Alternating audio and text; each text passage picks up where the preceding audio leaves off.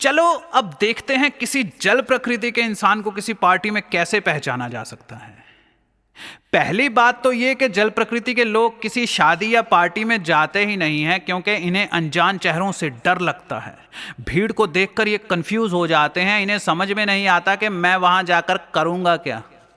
अगर इनका कोई दोस्त कहे कि चल भाई पार्टी में चलते हैं, तो ये आगे से कहते हैं कि यार तुम लोग हो, अब मेरे लिए कुछ खाने को ले आना। लेकिन फिर भी अगर किसी करीबी रिश्तेदार की शादी हो या इनका कोई दोस्त इन्हें जबरदस्ती तैयार करके ले आए, तो ये पार्टी में आ भी जाते हैं। कई बार तो ये लोग सिर्फ इसीलिए पार्टी में आ जाते हैं ताकि अपने दोस्त को ये समझाने की झंझट से बच सकें कि मैं पार्टी में क्यों नहीं जाना चाहता। खैर, आप मेहमानों का स्वागत करने के लिए दरवाजे पर खड़े हैं। जल अकेला तो आएगा नहीं। ये लोग किसी गाड़ी या मोटरसाइकिल की पिछली सीट पर किसी मुर्दे की तरह पड़े होते हैं। वैसे ये लोग भी ड्राइविंग के शौकीन होते हैं, लेकिन इन्हें गाड़ी चलाने का मजा आता है सुनसान राहों पर, खाली मैदानों में जहां दूर दूर तक खेत लहरा रहे हों, नदियों के साथ साथ, शहरों से दूर जहां पंछी इंसानों पर यकीन करते हों, जहां आप दूर तक देख सकें सूरज को उगते हुए, तपते हुए, शांत होते हुए और डूबते हुए। शहरों के ट्रैफिक में ये गाड़ी नहीं चलाते, बल्कि गाड़ी के पीछे बैठकर सफर का मजा लेते हैं। गाड़ी से उतरकर ये आपकी तरफ ऐसे बढ़ेंगे जैसे कोई ना चाहते हुए भी अपनी किडनी दान करने के लिए ऑपरेशन थिएटर की तरफ बढ़ता है ना। ये लोग नीचे देखकर चलते हैं, उस अगली ईंट की तरफ जिस पर ये अपना अगला पैर रखने जा रहे हैं। आपकी तरफ तो ये देखेंगे भी नहीं ताकि आपको नमस्ते ना कहना पड़े, आपके उल्टे पुल्टे सवालों के जवाब ना देना पड़े। हाथ मिलाना और बधाई देना तो बड़ी दूर की बात है।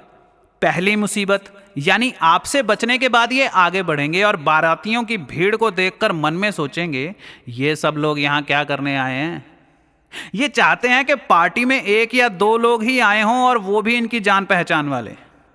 अपने दोस्तों के ग्रुप के पीछे या बीच में ही कहीं छुपकर चलते हैं और जहां जहां ग्रुप जाता है वहां वहां जाते रहते हैं। कैमरामैन से तो ये लोग ऐसे छुपकर भागते हैं जैसे किसी सपेरे को देखकर सांप जंगल में छुपता फिरता है। लोगों की नजरों में आना, तस्वीरें खिंचवाना इन्हें बिल्कुल पसंद नहीं होता। मान लो एक बड़ा थिएटर है, उसमें 500 लोगों के बैठने का इंतजाम है। थिएटर पूरा खाली पड़ा है और आप वायु प्रकृति के इंसान से कहते हैं कि जाओ भाई, जहां मर्जी जाकर बैठ जाओ, पूरा थिएटर खाली पड़ा है। आपके बैठने के बाद ही मैं दूसरे लोगों को बैठाऊंगा, पहले आप बैठ जाओ। जानते हो वो कहां जाकर बैठेगा? सबसे आगे, जहां बैठकर वो अच्छी तरह देख सके, तालियां बजा सके, सीटियां बजा सके। उसी तरह अगर आप पृथ्वी से कहेंगे कि सारा थिएटर खाली पड़ा है, आप जहां मर्जी जाकर बैठ जाओ, तो जानते हो वो कहां जाकर बैठेगा? वो आगे से 4 रोज छोड़कर 5वीं, 6वीं या 7वीं रो में बैठेगा। हालांकि वो सबसे आगे भी बैठ सकता है, लेकिन पृथ्वी सामने आने से कतराते हैं। अग्नि 8वीं रो में बैठेगा, स्टेज की एकदम सीध में। वहां बैठकर बादशाहों वाली फीलिंग जो आती है, ऐसा लगता है जैसे कोई बाप अपने बच्चों को सर्कस का शो दिखाने आया है, उन्हें आगे बैठाकर खुद पीछे बैठ गया हो ताकि वो स्टेज पर भी नजर रख सके और बच्चों पर भी। क्योंकि इन्हें शो के साथ साथ लोगों का रिएक्शन भी देखना होता है ताकि ये समझ सकें कि लोगों को क्या अच्छा लगता है, क्या बुरा लगता है, मार्केट में क्या पसंद किया जा रहा है, क्या बिक रहा है, ताकि वो दूसरों को अच्छी और बेटर सर्विस दे सकें। और जल खाली थिएटर में भी सबसे पीछे बैठता है ताकि ये सब पर नजर रख सके, पर कोई पीछे से इन पर नजर ना रख सके। पार्टी में इनके दोस्त थोड़ी देर में ही यहां वहां बिखर जाते हैं, लेकिन ये हजारों कुर्सियों में से सबसे पीछे वाली कुर्सी पर जाकर बैठ जाते हैं। इनके पीछे दीवार हो तभी ये लोग कंफर्टेबल फील करते हैं। अगर जल प्रकृति की लड़की हुई तो एक तो वो पार्टी में सबसे पीछे बैठी होगी, ऊपर से उसने अपने बालों से अपना चेहरा छुपाया होता है। इन्हें लगता है कि इंसान के बाल चेहरा छुपाने के लिए ही होते हैं। ऊपर से इन्होंने जो कपड़े पहने होते हैं उनका डिजाइन और रंग भी दीवारों और पर्दों जैसा ही होता है। पहली नजर में तो ये आपको नजर ही नहीं आएंगी, लेकिन अगर आप गौर से देखेंगे तो आपको पता चलेगा कि इन कुर्सियों, दीवारों और पर्दों में एक लड़की भी छुपी हुई है।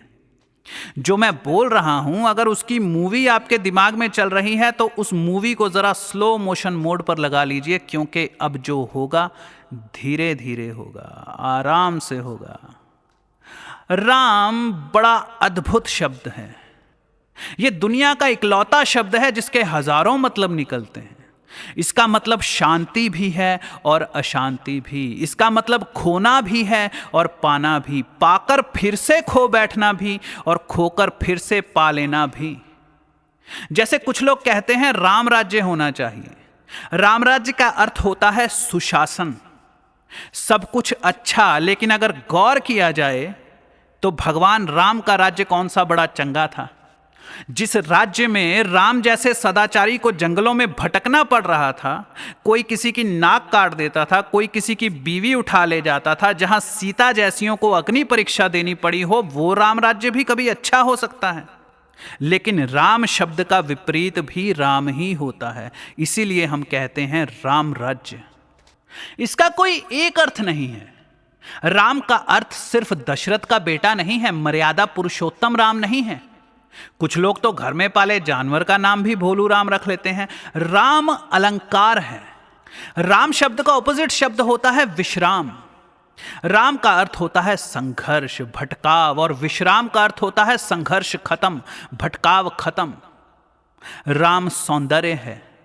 खैर, आराम जल प्रकृति की पहचान है। ये लोग आपको आराम करते हुए ही नजर आएंगे। थोड़ी देर बैठने के बाद ही ये किसी घड़ी की 12 पर पहुंची मिनट की सुई की तरह 15 मिनट के अंदर अंदर धीरे धीरे लुढ़कते हुए पूरे झुक जाते हैं, लेट जाते हैं। जल्दी ही ये उबासियां लेने लगते हैं और अपने साथी से कहने लगते हैं कि चल यार घर चलते हैं। आपने कई लड़कियां देखी होंगी जो शादी की पार्टी में आने के 10 मिनट बाद ही अपनी मम्मी का हाथ पकड़कर खींचने लगती हैं कि चलो मम्मी घर चलें, चलो मम्मी घर चलें। मम्मी बेचारी को आपसे झूठ बोलना पड़ता है कि कल इसका एग्जाम है, इसे पढ़ना है, इसलिए हम लोग घर जा रहे हैं। अगर ये घर नहीं गए और आप इनके पास जाकर बैठते हैं, हेलो कहते हैं, तो ये ऐसे घबरा जाते हैं जैसे पुलिस का हाथ कंधे पर पड़ने से चोर घबरा जाता है। हो सकता है ये आपके हेलो का जवाब दे दें, लेकिन इससे ज्यादा की उम्मीद ना कीजिएगा। ये सिर नीचे की तरफ करके आपकी बातें सुनते रहेंगे और आंखों के कोने से आपकी टांगों और हाथों को देखते रहेंगे। लेकिन अगर अचानक आप दूसरी तरफ देखते हैं या वेटर को आवाज लगाने के लिए चेहरा घुमाते हैं तो ये फटाफट आपकी तरफ देख लेते हैं। लेकिन इससे पहले कि आप नजरें पलटें, ये फिर नीचे देखने लगते हैं। ये दूसरों को चोर नजरों से देखते हैं। आप इनसे बातें करते रहेंगे, लेकिन ये हैरान परेशान होकर या तो नीचे अपने पैरों की तरफ देखते रहेंगे या खुद को फ्रेंडली दिखाने के लिए हल्का हल्का हाँ में सिर हिलाते रहेंगे। इन्हें वो लोग पसंद होते हैं जो इनके पास आकर चुपचाप बैठ जाएं। अगर आपको लगता है कि जल अपनी ही दुनिया में खोया रहता है या फिर सपने लेता रहता है, तो ऐसा नहीं है। सपनों की निकम्मी दुनिया में खोया रहता है वायु। सपनों से डरकर जीता है पृथ्वी। सपनों को हकीकत में बदलता है अग्नि, लेकिन सपनों से जागता है जल। ज्यादातर सपने इंसान को मिसगाइड करते हैं। ज्यादातर लोगों के सपने कभी पूरे नहीं होते, क्योंकि उनके सपने आराम भरी जिंदगी के होते हैं। उनके सपनों के पीछे सिर्फ दूसरों से मेहनत करवाने का तरीका ही छुपा होता है। आप किसी आम इंसान से पूछो कि तुम्हारा सपना क्या है भाई, तो वो आपको बताएगा कि मेरा सपना है कि मैं बहुत बड़ा स्टोर खोलूं, बहुत बड़ा शोरूम खोलूं। मैं कुर्सी पर बैठा हूं, मैं अपने पहले नौकर से कहूं चल बेटा झाड़ू लगा, दूसरे से कहूं जा बेटा पानी लेकर आ। ग्राहक आए तो सारे नौकर सामान बेचने में लग जाएं और मैं कैश काउंटर पर बैठकर पैसे गिनूं। इन्हें पता ही नहीं होता कि कैश काउंटर तक पहुंचने में 20 साल लग जाते हैं। कुछ लोग सपना देखते हैं कि वो स्टेज पर चढ़कर गिटार बजा रहे हैं और लोग स्टेज के नीचे खड़े चिल्ला रहे हैं। ये सपना बड़ा ही लुभावना है, मगर ये सपना एक सुस्त इंसान का सपना है। ये सपना मंजिल तक पहुंचने की राह की तस्वीर नहीं दिखाता। सपने भी किसी एक्सपर्ट से एडवाइस लेकर ही देखने चाहिए। खैर, जल सपने नहीं देखता, वो जिंदा लोगों को देखता है, बड़े गौर से देखता है, लेकिन छुप छुप कर देखता है। एक एग्जाम्पल देखते हैं। मान लो आप जिस गली में रहते हैं वहां एक पड़ोसी ने दूसरे पड़ोसी को एक थप्पड़ मार दिया। उनमें झगड़ा हो गया, लेकिन आप उस वक्त घर पर नहीं थे। जब आप लौट कर आए तो आपको पता चला कि गली में लड़ाई हो गई है। आपने आसपास के लोगों से पूछा कि भाई क्या हुआ।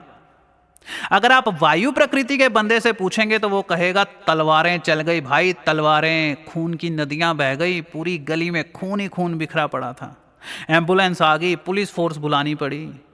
वायु प्रकृति छोटी सी बात को बहुत ज्यादा बढ़ा चढ़ाकर बताता है। अगर आप पृथ्वी प्रकृति को पूछोगे तो वो खुद उदास होकर बैठ जाएगा, रोना धोना शुरू कर देगा, कहेगा क्या जमाना आ गया है, पड़ोसी पड़ोसी की जान का दुश्मन हो गया है। हमारे जमाने में तो पड़ोसी पड़ोसियों के लिए जान देते थे। अगर आप अग्नि से पूछो तो वो आपको बिल्कुल सही खबर देगा, कहेगा अजी कुछ नहीं हुआ, दोनों झगड़ पड़े, शर्मा ने मल्होत्रा को एक थप्पड़ मारा और जब मल्होत्रा आगे से थप्पड़ मारने लगा तो शर्मा भागकर घर में घुस गया। ज्यादा कुछ नहीं हुआ और ना ही होगा। ये दोनों अगले हफ्ते ही फिर से दोस्त बन जाएंगे, सालों का रोज का नाटक है। लेकिन अगर आप जल से पूछेंगे कि क्या हुआ तो वो बोलेगा पता नहीं, मैं तो यहां पर था ही नहीं, किसी काम से बाहर गया हुआ था। ये लोग एक तीर से दो निशाने लगाते हैं, एक तो मैंने कुछ देखा नहीं और दूसरा मैं किसी काम से बाहर गया हुआ था। आपको कुछ बताने से भी बच गए और आपको यह भी सुना दिया कि मैं किसी काम से बाहर भी जाता हूं। ये दूसरों को छुप छुप कर देखते हैं। गली में हुई लड़ाई को इन्होंने अपनी खिड़की का पर्दा हटाकर पूरा देखा, लेकिन आपके पूछने पर कहेंगे पता नहीं। पता इन्हें सब होता है। दोस्तों के बीच बैठकर ये लड़कियां हर डबल मीनिंग या सेक्सी जोक का मतलब समझती हैं, लेकिन चेहरा एकदम मासूम सा, नासमझ सा बनाकर रखेंगी, जैसे इन्हें कुछ समझ में ना आ रहा हो। चारों प्रकृतियों में सिर्फ जल ही होता है जो आपसे कहेगा पता नहीं। वायु को तो चाहे किसी सब्जेक्ट के बारे में कुछ पता हो या ना हो, वो फिर भी उस सब्जेक्ट पर 3 घंटे लगातार बोल सकता है। पृथ्वी पता नहीं कहकर अपना अपमान नहीं कर सकता, और अग्नि पता नहीं कहने की बजाय कहेगा पता कर लेते हैं।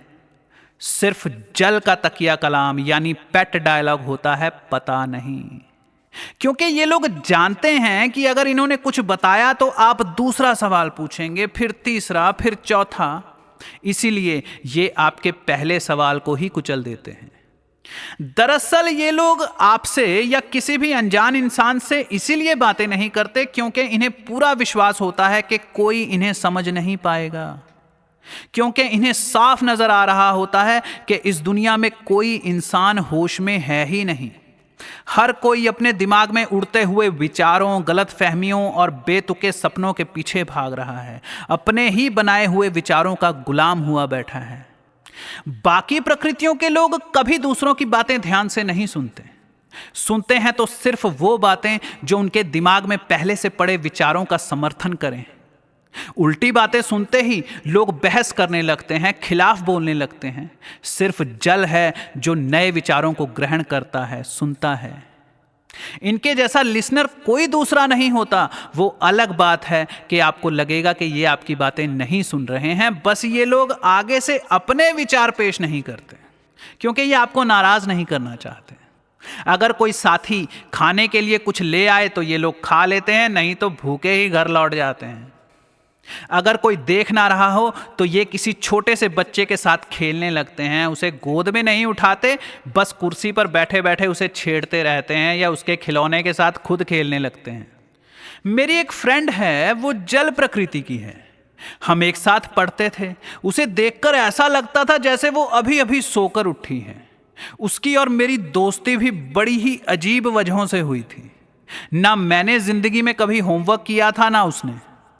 एग्जाम्स के दौरान हम दोनों को पूरा क्वेश्चन पेपर आता था, लेकिन ना मैं 4 पेज से ज्यादा लिखता था ना वो।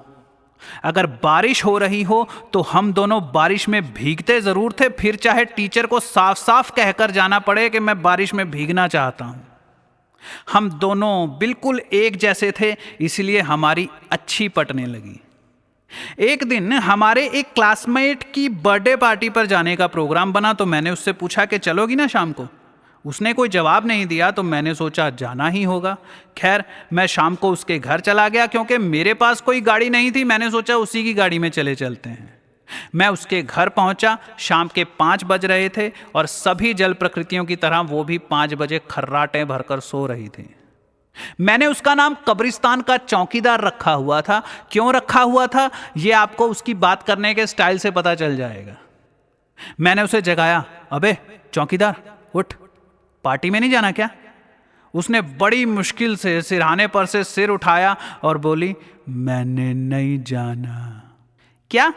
क्यों, क्या हुआ? सुबह तुमने कहा था कि जाना है। उसने कोई जवाब नहीं दिया। किसी शराबी की लाश की तरह वो आंखें खोलकर पड़ी रही। मैंने सोचा ये ऐसे नहीं मानने वाली। मैंने अपने मोबाइल से उसकी 3-4 पिक्चर्स क्लिक की और कहा, उठो नहीं तो मैं ये पिक्स फेसबुक पर अपडेट कर दूंगा। वो बोली, नहीं। उठो उठो, जल्दी उठो। मैंने उसे जबरदस्ती उठाया। वो उठी और धीरे धीरे बाथरूम की तरफ बढ़ने लगी। आराम से आधे घंटे बाद बाहर निकली। मेरा गुस्से से बुरा हाल था क्योंकि हम लोग पहले ही लेट हो चुके थे। उसने अलमारी में से अपने कपड़े निकाले और धीरे धीरे इस्त्री करने लगी। मैं अपने बाल नोचने लगा। फिर उसने अपने वुडलैंड कंपनी के ट्रैकिंग शूज निकाले और उन्हें आराम से पॉलिश करने लगी। मेरा रोने का मन कर रहा था। फिर उसने अपनी मछलियों को चारा खिलाना शुरू कर दिया। मैं दीवारों से सिर मारने लगा, लेकिन उस कछुए की बच्ची की रफ्तार उतनी ही रही। हम पार्टी में गए, वहां भी वो बागीचे में फूलों के साथ ही खेलती रही। हम रात को 10 बजे वापस लौटने लगे तो देखा कि गाड़ी का टायर पंचर था। मेरे दिमाग की वाट लग गई। मैं नशे में इतना धुत था कि जल्दी घर पहुंचकर सोना चाहता था, लेकिन उस लड़की के चेहरे पर शिकन का नामो निशान नहीं था। मैं टायर को देखकर सोच रहा था कि ये क्या हो गया। इतने में उसने मुझे गाड़ी की डिक्की में से स्क्रू होल्डर निकालकर पकड़ाया। बोली कुछ नहीं, मैं समझ गया कि टायर चेंज करने को कह रही है। मैंने जैक लगाया, टायर चेंज किया। वो अपनी उंगलियों में लंबी सी डोरी डालकर फिंगर ट्विस्ट खेलती रही। आधे घंटे बाद मैंने गाड़ी स्टार्ट की, लेकिन आधे रास्ते में पहुंचकर गाड़ी का पेट्रोल खत्म हो गया। मेरा गुस्सा 7वें आसमान पर था, लेकिन उसके लिए यह सिर्फ एक मजेदार यात्रा थी। 2 किलोमीटर पर पेट्रोल पंप था। इस बार उसने अपनी डिक्की में से प्लास्टिक का एक बड़ा कैन निकाला और मेरी तरफ बढ़ा दिया। 4 किलोमीटर चलकर मेरा सारा नशा उतर गया। लौटकर मैं टैंक में पेट्रोल डाल रहा था और वो पार्टी में से लाए बिस्किट्स सड़क के किनारे घूम रहे कुत्तों के बच्चों को खिला रही थी। मैंने हांफते हुए कहा, चलें। उसने अपने हाथ झाड़े और कार के बोनेट पर पैर रखती हुई छत पर चढ़कर आसमान की तरफ बाहें खोलकर लेट गई। मैं हैरानी से हंसता हुआ ड्राइविंग सीट पर बैठा और उसके वुडलैंड कंपनी के ट्रैकिंग शूज के दाएं बाएं से सड़क को देखता हुआ धीरे धीरे ड्राइविंग करता हुआ उसे घर लेकर गया। इन 7 घंटों में मेरा मूड कम से कम 70 बार बदला। कभी मैं चीखने लगता था, कभी नाचने लगता था, कभी गुस्से से पागल हो जाता था, कभी चुटकुले सुनाता था, कभी उसे समझाता था कि बड़े बड़े शहरों में छोटी छोटी बातें होती रहती हैं, और कभी खुद ही उन छोटी छोटी बातों पर झल्लाने लगता था। लेकिन वो जितनी शांत सोते वक्त थी उतनी ही शांत अब थी। उसके सामने मैं खुद को एक छोटा सा बच्चा समझ रहा था। मैं महसूस कर रहा था कि ऐसे लोग दुनिया में होने कितने जरूरी हैं। ये लोग हमें सिखाते हैं कि यहां वहां भागने, चीखने, चिल्लाने से तुम्हें कोई खुशी नहीं मिलेगी। चिंताओं, परेशानियों और मुसीबतों से बचते रहने की दौड़ में तुम इतने अंधे हो जाते हो कि इस खूबसूरत दुनिया को देख ही नहीं पाते। दुनिया भर का पैसा भी तुम्हें चैन की वो सांस ना लेने देगा जो तुम्हारे अंदर छुपे उस परम आनंद के साथ तुम्हें जोड़ सके। आमतौर पर ये लोग बोलते नहीं हैं, लेकिन अगर कभी मुंह खोलते हैं तो सिर्फ ये कहने के लिए कि मुझे कोई फर्क नहीं पड़ता। आपको सुनकर जरा झटका लगेगा, लेकिन यही लोग होते हैं जिनके शरीर पर टैटूज बने होते हैं, कई बार 1 और कई बार 100। ये लोग इस जिंदगी से प्यार करते हैं, अपने शरीर से प्यार करते हैं, इस दुनिया से प्यार करते हैं, क्योंकि सिर्फ इन्हें ही पता होता है, याद होता है कि ये जीवन एक ही बार मिला है, दोबारा शायद कभी इस दुनिया में लौटकर आने का मौका ना मिले।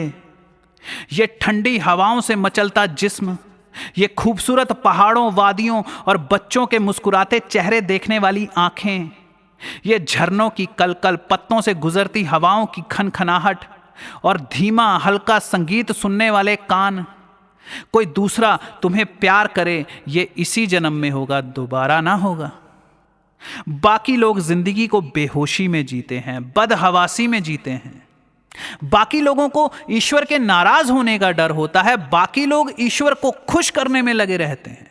लेकिन जल जानता है कि ईश्वर ना तो नाराज होता है, ना कभी किसी को सजा देता है और ना ही खुश होकर किसी को इनाम देता है। ईश्वर सिर्फ आपको मौका देता है, इस जीवन चक्र से मुक्त होने का मौका। लोगों ने भगवान को भी अपने जैसा ही समझ रखा है। आपकी कोई इज्जत करे, आपकी तारीफ करे, आपको लड्डू खिलाए, आपको पैसे दे तो आप खुश हो जाते हैं। उसी तरह आपने सोच लिया कि ईश्वर की वंदना करेंगे, तारीफ करेंगे, लड्डुओं का भोग लगाएंगे या उसकी मूर्ति के चरणों में पैसे रख देंगे तो ईश्वर भी खुश हो जाता होगा। पागल हो क्या? वो तुम्हारे जैसा इंसान थोड़ी ना है। अगर आपको कोई गाली दे तो आप नाराज होते हैं, आपकी बेइज्जती हो जाती है, लेकिन अगर आप ईश्वर को गाली देंगे तो वो नाराज नहीं होगा। आपकी गालियां भी उस तक नहीं पहुंचती, ना आप उसे नाराज कर सकते हैं ना खुश। ईश्वर है इतना करीब कि उसे खुश या नाराज करने की कोई जरूरत नहीं है, इतना दूर है कि उसे खुश या नाराज करने का कोई फायदा नहीं है। ये लोग ईश्वर से, धर्म से डरकर नहीं जीते। घर के कमरों में बंद जरूर रहते हैं, लेकिन अकल के अंधे नहीं होते जो आवाजों के पीछे भागें। ये आंखें खोल कर जीते हैं, लेकिन इन्हें ना किसी चीज से डर लगता है और ना ही कोई जल्दी होती है।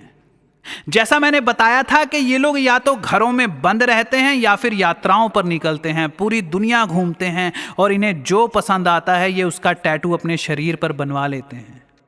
टैटूज बड़ी प्यारी चीज होती है, लेकिन ज्यादातर लोग टैटूज को समझ नहीं पाते। ज्यादातर लोग टैटूज फैशन के लिए बनवाते हैं, दूसरों की नकल करके या खुद को उतना ज्यादा आजाद ख्याल दिखाने के लिए जितना उनका फेवरेट आर्टिस्ट हो। खैर, टैटूज बनवाने पर कोई शर्त नहीं होती, कोई भी बनवा सकता है, उसकी मर्जी है, वो चाहे किसी भी वजह से बनवाए, कहीं भी बनवाए। मैं बस इसका एक पक्ष समझा रहा हूं। एक बार एक लड़की मुझसे मिलने आई, उसने अपनी बाह पर गुलाब के फूल का टैटू बनाया हुआ था। मैंने उसके लिए जूस मंगवाया और साथ में एक गुलाब का फूल भी मंगवाया। वो मुझसे बातें करती रही, लेकिन उसने 1 घंटे तक उस फूल की तरफ देखा भी नहीं, वो ट्रे में पड़ा रहा। फिर मैंने आखिरकार वो फूल उठाकर उसकी तरफ बढ़ाया। उसने कहा, ये क्या है? मैंने कहा, फूल है गुलाब का, मेरा आशीर्वाद समझ कर रख लीजिए। इसका मैं क्या करूंगी? वो मजाक में बोली, अगर चेक देते तो रख लेती। मैंने कहा, आपकी बाह पर ये गुलाब का फूल देखकर मुझे लगा कि आपको गुलाब पसंद होंगे। वो बोली, अरे ये तो मैंने यूं ही बनवा लिया था, टैटू आर्टिस्ट ने मुझे खूब सारे डिजाइन दिखाए थे, मुझे ये वाला पसंद आया इसलिए मैंने बनवा लिया। फैशन है ना आजकल। और उसने मुझे 30 मिनट तक उस टैटू के बारे में समझाया जिसमें उसे कोई दिलचस्पी नहीं थी। अंत में वो बोली, मैं इसे मिटवा देना चाहती हूं, मैंने तो यूं ही गलती से बनवा लिया था। सच है, लोग यूं ही टैटू बनवा लेते हैं, उन्हें पता ही नहीं होता कि टैटूज होते क्या हैं, क्यों बनवाए जाते हैं, उनके पीछे कहानी क्या होती है। टैटूज फैशन नहीं होता, टैटू स्टाइल होता है, और स्टाइल में और फैशन में बड़ा फर्क होता है। फैशन हम दूसरों को देखकर करते हैं, फैशन एक आदत है। आपने पुराने लोगों को यानी बूढ़े लोगों को देखा होगा, वो पुराने फैशन के कपड़े पहनते हैं। फैशन एक ऐसी आदत है जो आपकी सोच को दिखाती है, आप किस जमाने में जी रहे हैं ये बताती है। आपके साथ किन टॉपिक्स पर बातें करना सुरक्षित होगा, आपको किन बातों पर विश्वास होगा, या आपको कैसा संगीत पसंद होगा, यह फैशन से पता चल जाता है। और जाहिर सी बात है, फैशन बदलता रहता है, पुराना हो जाता है, और साथ ही उस फैशन के लोग भी पुराने हो जाते हैं। लेकिन स्टाइल कभी पुराना नहीं होता, क्योंकि स्टाइल आपकी पहचान है। जैसे किसी की बचपन की तस्वीर, जवानी की तस्वीर हमेशा वैसी की वैसी ही रहती है। वो तस्वीरें दिखाती हैं कि बीते वक्त में आप क्या थे, आपने कौन कौन सी गलतियां की, आपने कितना कुछ सहा। वो संघर्ष के दिन, वो धूप में जलती हुई सड़क पर नजर गड़ाकर चलना ताकि किसी बदकिस्मत की जेब से अगर कुछ पैसे गिरे हों तो तुम्हें मिल जाएं। वो दोस्त के घर में जाकर मस्ती करना, नहरों में नहाना। उन तस्वीरों में किस तरह वक्त कैद हो जाता है। स्टाइल भी ऐसा ही होता है। आपका स्टाइल आपको देखने सुनने वालों की यादों का हिस्सा बन जाता है। लेकिन मैं आपको बता दूं, टैटू फैशन नहीं होता, टैटू स्टाइल होता है। जल प्रकृति के लोगों का स्टाइल। ठीक है, जल प्रकृति के लोग घर से बाहर नहीं निकलते, लेकिन जो निकलते हैं यात्राओं पर, जो कहीं नहीं पहुंचना चाहते, घुमक्कड़ लोग, खाना बदोश, द ट्रैवलर्स, वो रास्ते में दिखने वाले नज़ारों के बारे में अपनी डायरीज में नहीं लिखते। कौन डायरीज उठाता फिरेगा, संभालता फिरेगा? जल ऐसी चिंताओं में नहीं पड़ता, वो किसी चीज से मोह नहीं रखता। डायरीज लिखना पृथ्वी का काम है। वो खुद ही डायरीज लिखता है, फिर उसे छुपाता फिरता है ताकि कहीं कोई उसे पढ़ ना ले, वो खो ना जाए। और इस टेंशन में उसकी याददाश्त इतनी कमजोर हो जाती है कि याद दिलाने पर भी उसे याद नहीं आता कि उसके पास कोई डायरी भी थी। जल ऐसी झंझटें नहीं पालता। ये तो अपने शरीर को ही डायरी बना लेते हैं। अपने जीवन के अच्छे बुरे वक्त को ये टैटू बनाकर अपने शरीर पर गुदवा लेते हैं। आपने बाकी प्रकृति के लोगों को कहते हुए सुना होगा कि मैं अपना टैटू मिटवाना चाहता हूं, यूं ही बनवा लिया था। मिटाना क्यों है? अगर तुम अपनी गलतियों से प्यार नहीं कर सकते, अपने फैसलों से प्यार नहीं कर सकते, तो फिर बचा क्या प्यार करने के लिए? जब तुमने टैटू बनवाया था तो वो तुम्हारा फैसला था, चाहे सही था या गलत था, वो तुम्हारा अपना फैसला था। अपनी गलतियों से सीखो और अपने फैसलों पर कभी मत पछताओ। अपने फैसलों से प्यार करना सीखो। बनवा लिया तो बनवा लिया, स्टाइल है हमारा, हमारी मर्जी, हमारा शरीर है। तब बच्चे थे, बनवा लिया। बचपन का वो पल तो कैद हो गया ना। अच्छा बुरा क्या होता है? सिर्फ तुम्हारा बदलता हुआ मन। जल प्रकृति का जो दिल करता है वही करते हैं। किसी को कोई जवाबदेही नहीं, ये कभी सफाई नहीं देते। आपको जो समझना है समझो। अगर आप पूछेंगे कि टैटू क्यों बनवाया है, तो इनका जवाब होगा मेरा दिल किया इसीलिए। इससे अच्छा जवाब हो ही नहीं सकता। यही इकलौता जवाब सही है। यही तो टैटूज की खूबसूरती है। जो लोग दूसरों का ध्यान खींचने के लिए, खुद को विद्रोही दिखाने के लिए या नकल करके टैटू बनवाते हैं, वो आपको अपने टैटूज के बारे में ये बड़ी बड़ी कहानियां सुनाएंगे। खैर, मैं उन्हें गलत तो नहीं कहूंगा। आप चाहे किसी भी वजह से टैटू बनवाइए, आपकी स्वतंत्रता है। आप चाहे तो उसके पीछे हजारों कहानियां सुनाइए, लेकिन इसे बेवजह ही रहने दो। यही टैटूज का एटीट्यूड है, यही स्टाइल है, फैशन नहीं है। जब तुम बूढ़े हो जाओगे, तुम्हारा कोई दोस्त नहीं होगा, याददाश्त कमजोर हो जाएगी, तब ये जवानी का स्टाइल तुम्हें याद दिलाएगा कि तुमने भी किसी से कम मजे नहीं लिए। अभी तक हमने देखा कि किस तरह लोग अलग अलग प्रकृतियों के होते हैं, किस तरह उन्हें स्कूल, कॉलेज या बाजारों में पहचाना जा सकता है, किस तरह लोगों को किसी पार्टी में पहचाना जा सकता है। देखो, हर इंसान में चारों प्रकृतियां होती हैं, लेकिन जो प्रकृति उसमें सबसे ज्यादा हो, उसे उसी प्रकृति का समझना चाहिए।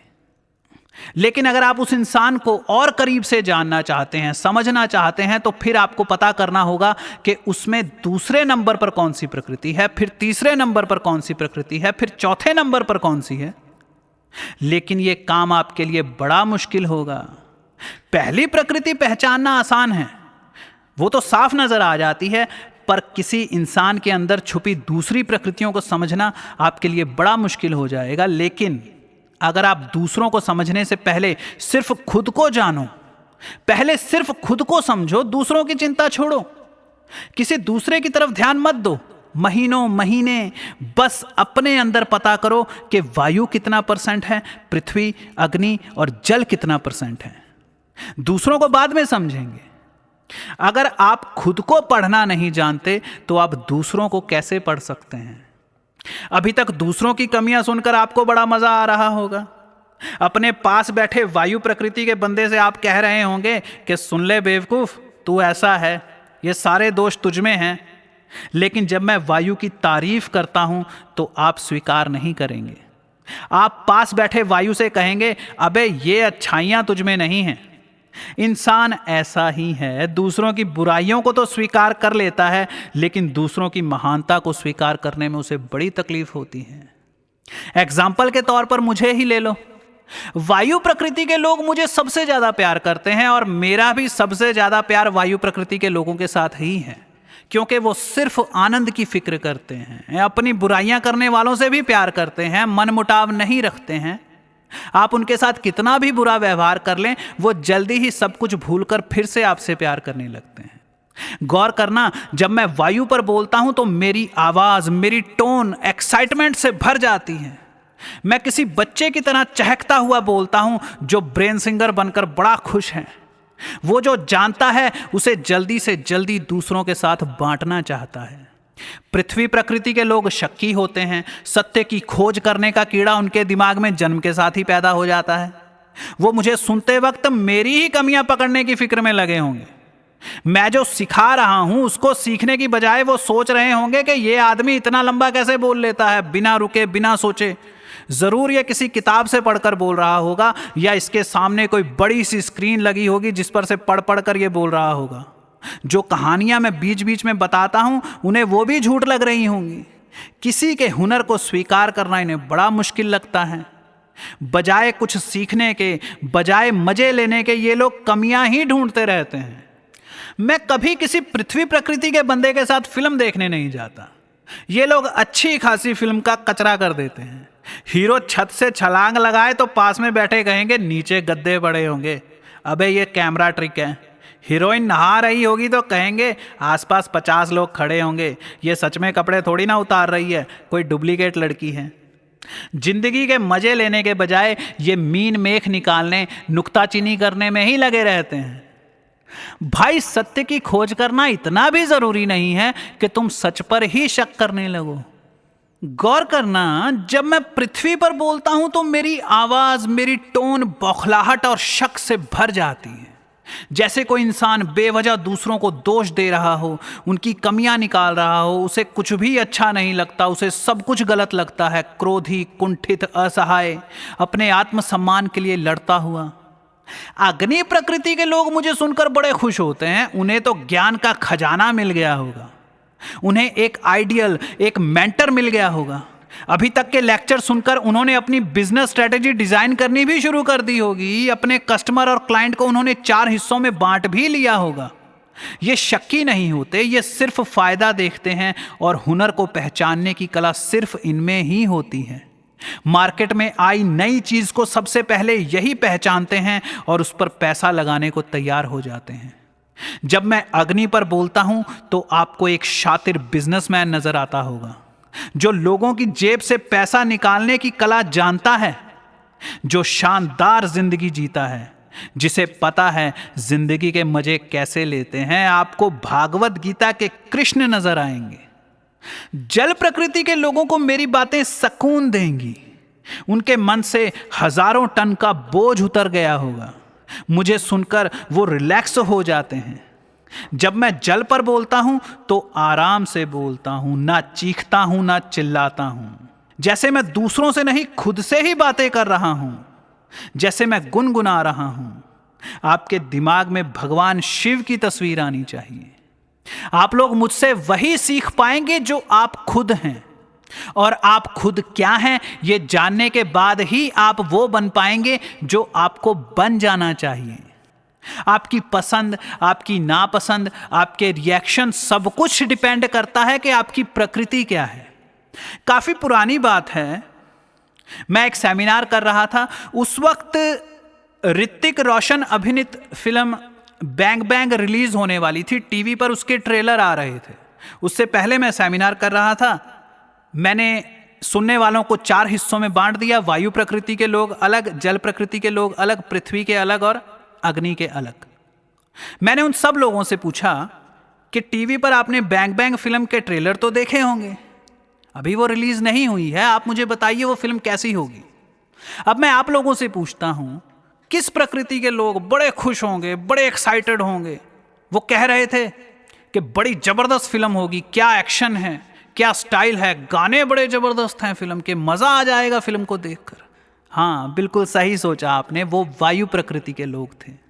अच्छा, मुझे बताओ कौन सी प्रकृति के लोग हैं जिन्होंने कहा होगा अबे बेकार फिल्म होगी, एकदम घटिया ट्रेलर हैं, ये ऋतिक रोशन तो खुद को टॉम क्रूज बनता है, होता इनसे कुछ है नहीं है, हॉलीवुड जैसी फिल्में तो बना नहीं सकते। हाँ, बिल्कुल सही कहा, वो पृथ्वी प्रकृति के लोग थे। अच्छा बताओ कौन सी प्रकृति के लोग हैं जिन्होंने कहा होगा कि फिल्म अच्छी हो या ना हो, प्रोड्यूसर पैसे कमा जाएगा, दुगने तिगने पैसे कमा जाएगा, फायदे का सौदा है। आप बिल्कुल सही सोच रहे हैं, वो अग्नि प्रकृति के लोग थे। और जल प्रकृति के लोगों से मैंने पूछा कि फिल्म कैसी होगी, तो उनका जवाब था, कौन सी बैंग बैंग। जैसे उन्हें कुछ पता ही नहीं। वो सारा दिन टीवी के सामने बैठते हैं, टीवी पर आने वाले फिल्मों के ट्रेलर देखते हैं, लेकिन भीड़ के सामने कुछ ना बोलेंगे। वहां उल्टा मुझसे पूछ रहे थे, कौन सी बैंग बैंग। खैर, हम लोग यहां पर जो कुछ भी सीख रहे हैं उसका मकसद सिर्फ खुद को और दूसरों को समझना ही नहीं है, बल्कि स्वीकार करना सीखना भी है। यहां हम जो कुछ भी सीख रहे हैं इसलिए नहीं सीख रहे ताकि हम खुद से कह सकें कि भैया मैं तो वायु प्रकृति का हूं, मैं तो ऐसा ही हूं, मैं नहीं सुधरने वाला। या फिर हम दूसरों को बता सकें कि तुम कितने लापरवाह हो, बेअकल हो, तुम्हें खुद पर शर्म आनी चाहिए। नहीं, ये सब हम इसीलिए सीख रहे हैं ताकि हम दूसरों को प्यार करने की वजह ढूंढ सकें। लोग जैसे हैं उन्हें वैसे का वैसा ही स्वीकार करना सीख सकें। उन्हें सुधारने और बदलने की चिंता ना करें, बस मजे लो, लेकिन खुद के प्रति बड़ी सख्ती का रवैया रखो। खुद के प्रति सुधार का, बदलाव का नजरिया रखो। दूसरों की बेइज्जती करने, उनके दोष निकालने के लिए नहीं, खुद को कैलाश की तरफ बढ़ाने के लिए सीखो।